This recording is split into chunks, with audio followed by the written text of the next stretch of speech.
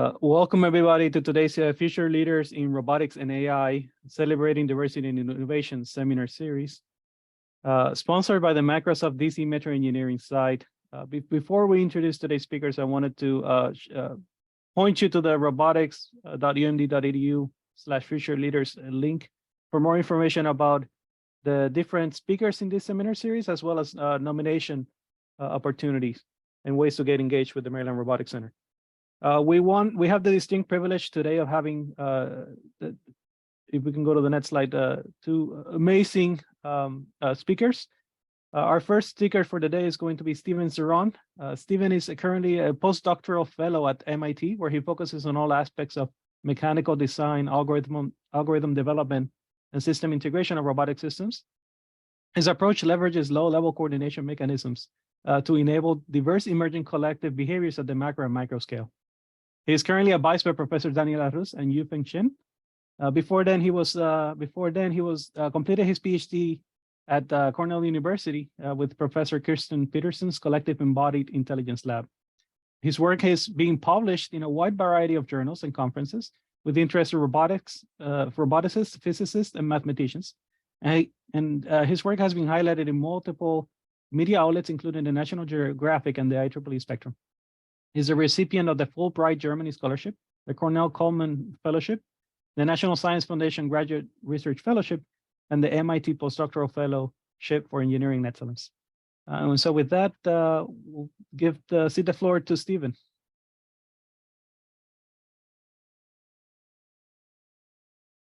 Thanks. I'm going to share my screen right here. All right. Thanks a lot. I'm excited to be presenting, and I hope with this presentation you get a little bit of sense of some of the things that I've worked on, what I've learned throughout the past couple of years, and I hope maybe it motivates some of the listeners to take on some of these exciting research directions, because I think the more people that are working on these new research directions, the faster progress we're going to have in really enabling robot swarms and collectives at all length scales. So a key question throughout my research has been, how can we exploit low-level actuation, sensing, and coordination mechanisms to enable really different types of collective behaviors at the micro scale and the macro scale? And if we think about this in abstract terms, we have to think about how agents interact with each other, how they interact with their surrounding environment, and maybe even how they can exploit the surrounding environment to better influence other agents. And so nature is full of examples of these types of interactions, right? So at the micro scale, you have examples like social slime mold, where collections of really simple cells are able to disperse when there's an abundance of nutrients in the surrounding area, but then they aggregate into these tight clusters when starvation begins. And if you prolong that starvation period, but then they actually end up forming this slug-like formation that is able to move as a single organism, searching for nutrients in the surrounding environment. And it looks like a single organism, but it's not, right? It's a bunch of cells that come together as a result of their local interactions and that are composed of oscillatory chemical signaling between the cells. At larger scales, at the millimeter scale, you have army ant collectives that are able to build all sorts of structures like bridges between these leaves, by exploiting physical forces between the agents. And at larger scales, you have schools of fish that are able to swim together and avoid predators by exploiting vision and hydrodynamic sensing effects.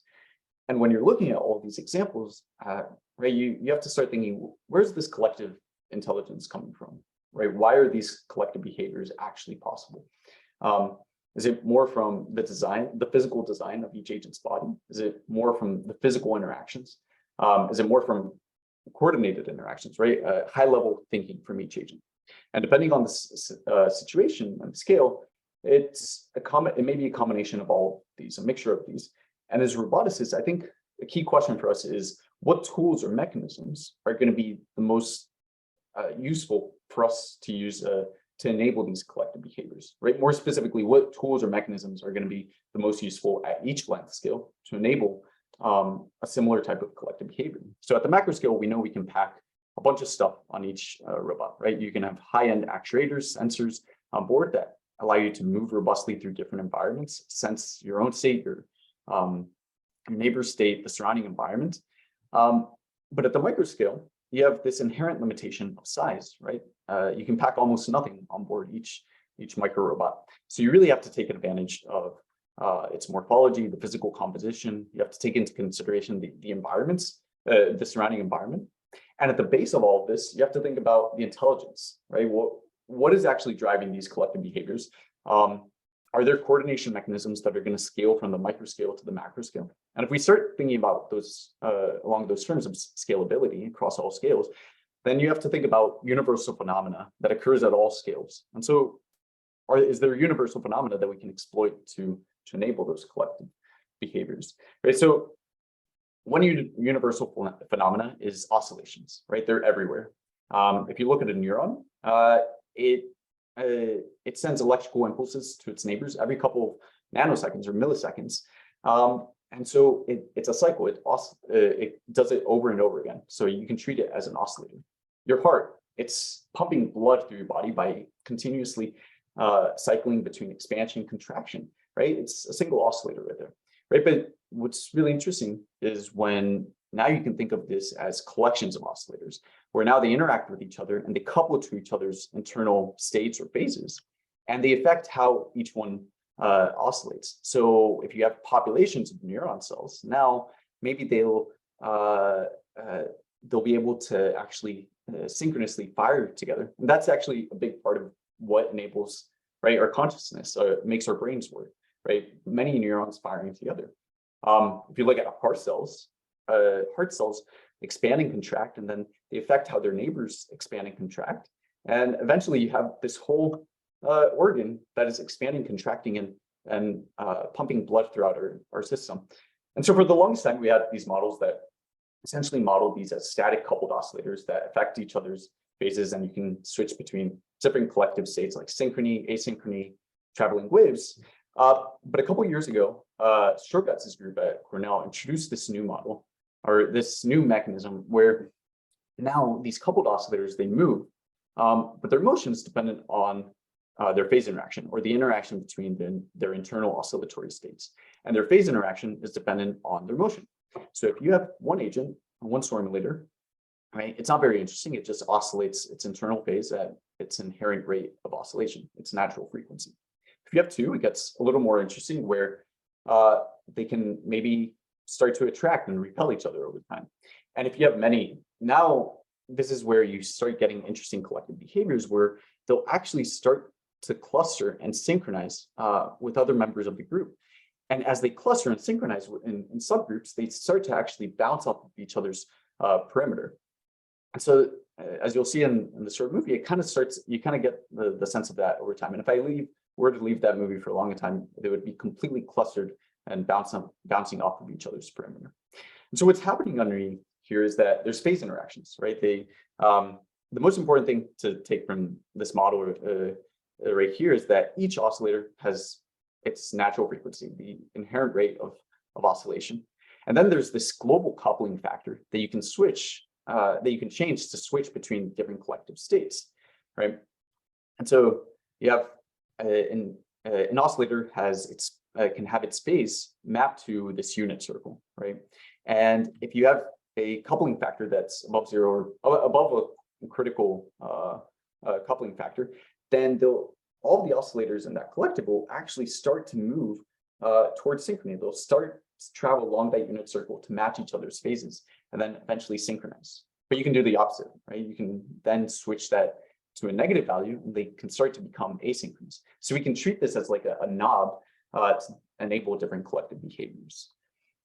On the motion side, right, we have our equation of motion, but the most important thing to take into consideration is that we introduce this idea of enabling inherent oscillatory motion, where now agents will have an oscillatory spatial motion, which means their phase can actually be mapped to their position in a global reference frame. And we also introduced this parameter, this J parameter, that essentially enables another knob that dictates basically how much agents are going to want to move towards other agents that have a similar phase. So when J is positive, agents with a similar phase are going to try to move towards each other. when J is negative, they're going to want to repel each other and move away from other agents that have a similar phase.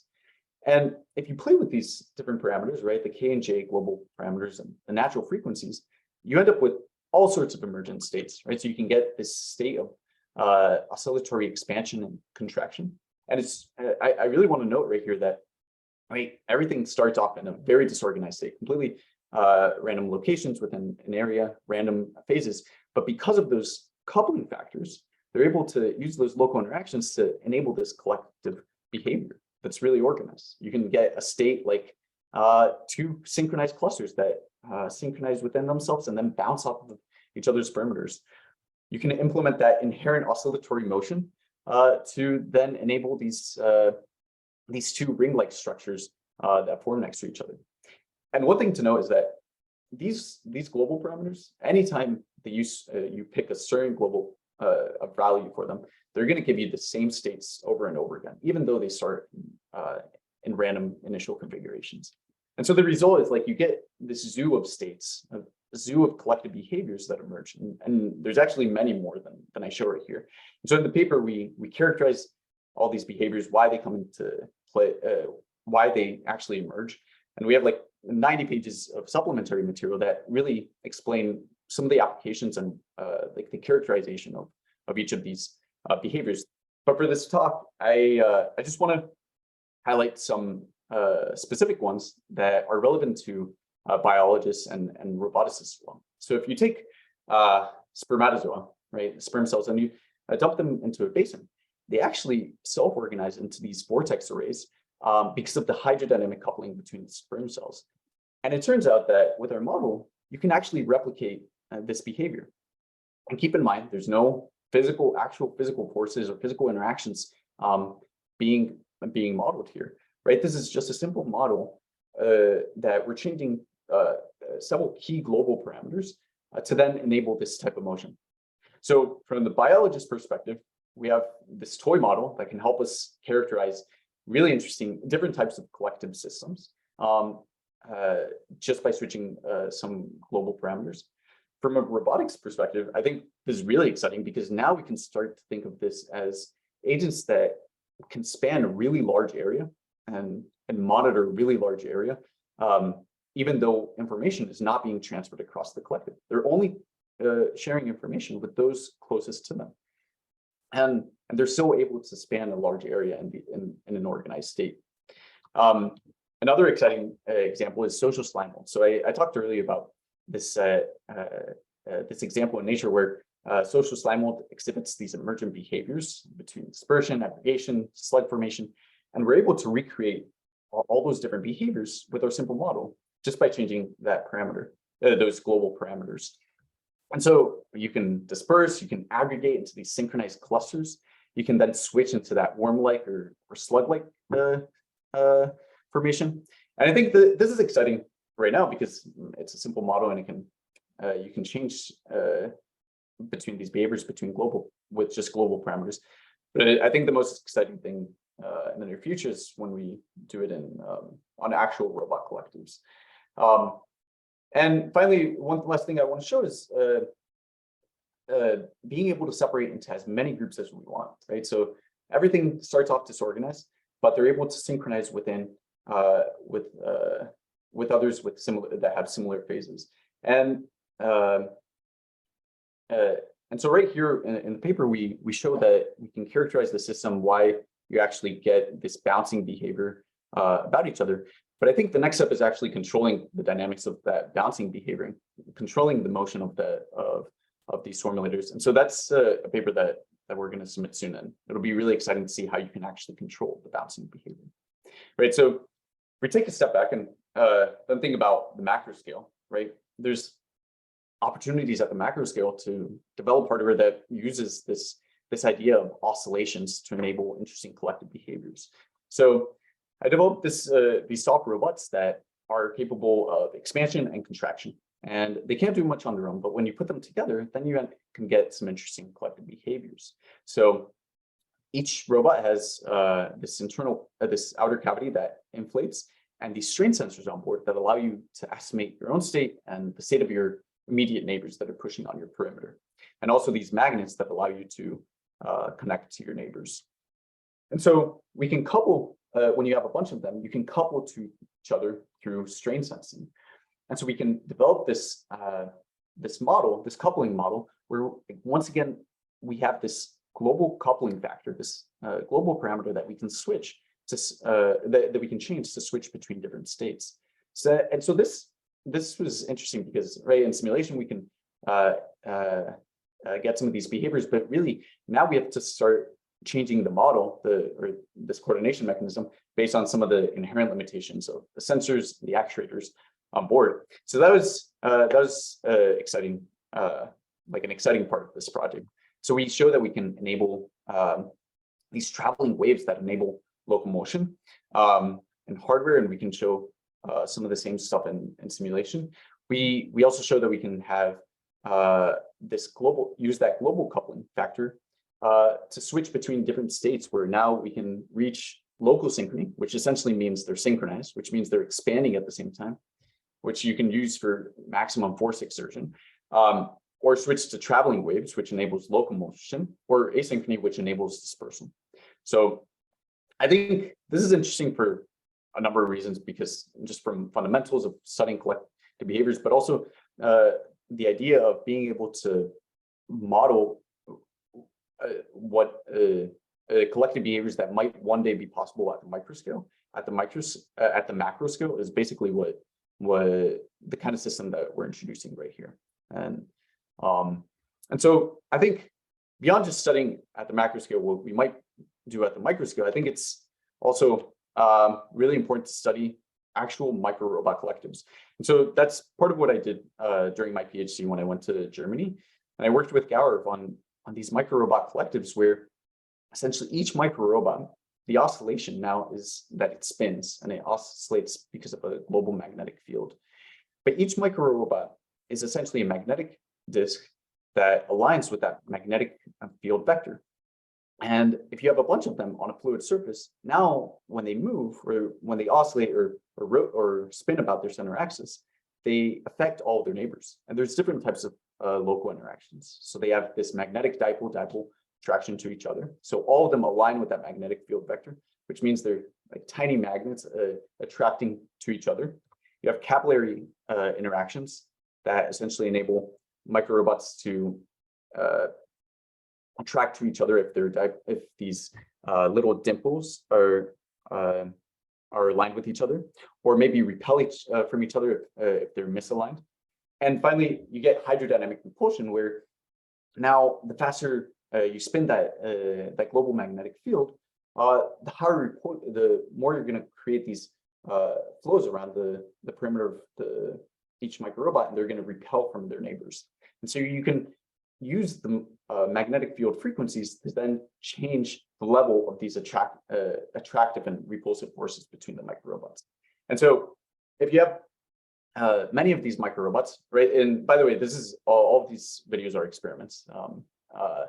If you have each microdisk rotating, right, about its center axis, it creates those circular fluid flows, and all of them collectively then start rotating about the collective center. You can also have instances where you oscillate the field and those fluid flows cancel. And so all of them are oscillating about their center axis, but then they're like a static collective. You can have a state where it's oscillating, or you can form chains along any direction, along Y direction, along X direction. And then finally, you can enter this gas-like state, where now they have formed pairs, and they're actually able to zoom off in random directions by rotating in opposite directions and pushing fluid between the microrobots.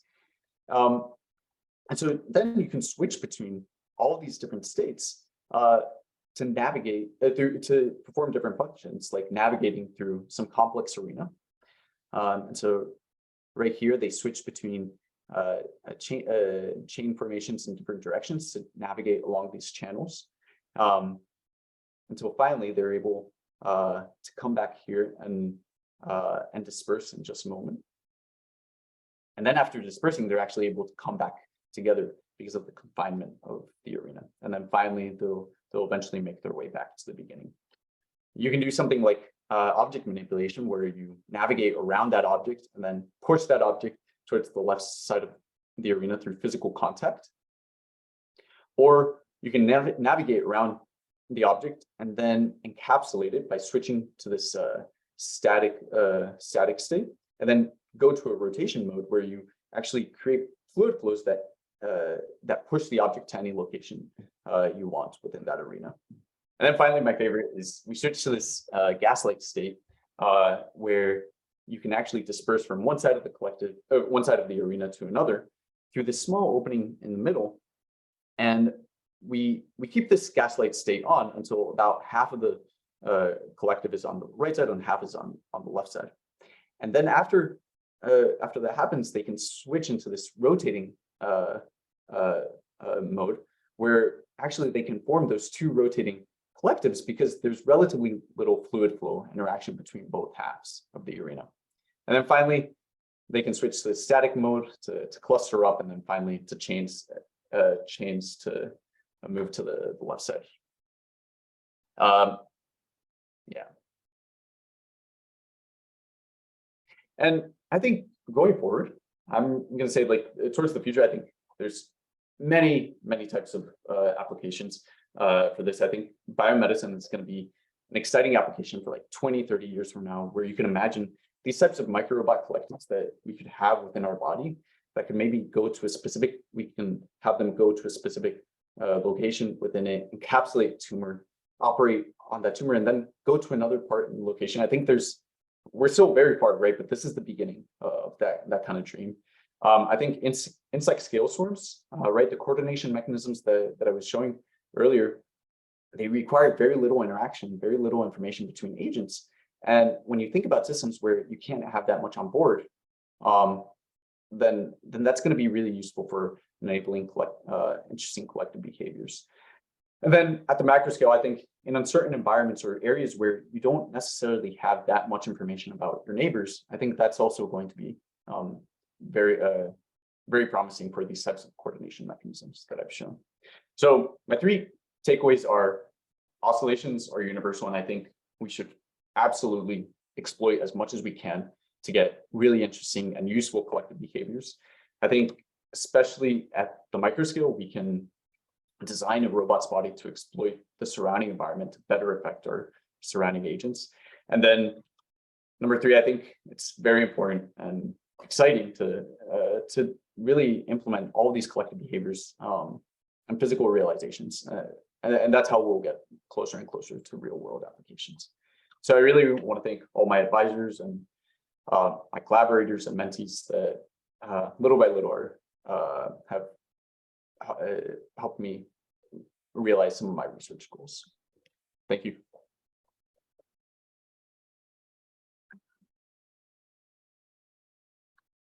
Thank you so much, Stephen, for that wonderful presentation. We'll clap virtually for those of us. I'm sure the rest of the attendees are also clapping in their own right. Do we have any questions for Stephen? Any questions for Dr. Ceron? I have a couple. So this one comes from Michael Odie here at the University of Maryland. So for the first part of the work, it looked like all agents had the same phase length and different phase angle. Have you looked into or thought about how different phase lengths per agent might affect the ability to synchronize or generate different emergent behavior? Yeah, so in the first part, we actually, one of the parameters that we changed is the natural frequency. So that's, so actually, if you like play with this model, the natural frequency is very important in getting new types of collective behaviors. And that was like a really big driver, actually, beyond just the K and J coupling parameters. That was a really big driver in whether the collective separated into like this many clusters or that many clusters. Yeah.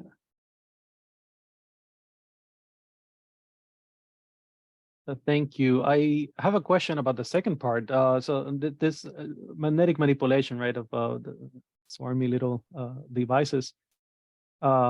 in this context, it's interesting and different from your traditional robotics applications, because you have an external magnetic field, right? That's globally applied to all the robots. You can't really program them differently in the traditional sense, at least. Have you looked into differentiating between swarm agents or having different swarm behaviors? And if you have, how would you go about it? Yeah, I'm happy you asked that question, because that's actually a paper that I haven't reviewed, and it's hopefully it'll be out in the next few months. But basically, you can make a collective heterogeneous, and if you make it heterogeneous by size, you can get new behaviors, new self-organization, and that's essentially playing with the you're playing with the physical design of the collective of the individual agents to get new interactions, right? Non-reciprocal interactions between the agents, so that then they separate into different groups, or they manipulate objects differently. And like another interesting part of that is actually we actually use the swarm-related model to then replicate the behavior, right? So we also in the first paper we added this physical model, these physical simulations that replicate the behaviors. And we also kind of have that as well in the second paper. But what ends up happening is that they don't reproduce the new behaviors that well. But then we put the swarm-related model, which is just a toy model, right? And it just it's essentially like an abstract mathematical model. And you get really good, you reproduce the collective behaviors really well. And so that's really exciting. The fact that like these both pieces, they kind of converge into each other. I don't think that many people have looked at heterogeneity, but I hope that it gets. I think more people will end up looking at it, because I think that's basically like where it is, right? That's how you can get many new collective behaviors and useful behaviors in the future. Absolutely. Absolutely. Thank you so much, Dr. Ceron. Any other questions for Dr. Ceron? Last call. Okay. If you think of anything, addressing the audience, if you think of anything, feel free to post your questions on the Q&A feature. So after today's presentations, we do have a little bit of time to revisit questions that maybe you didn't have a chance to ask.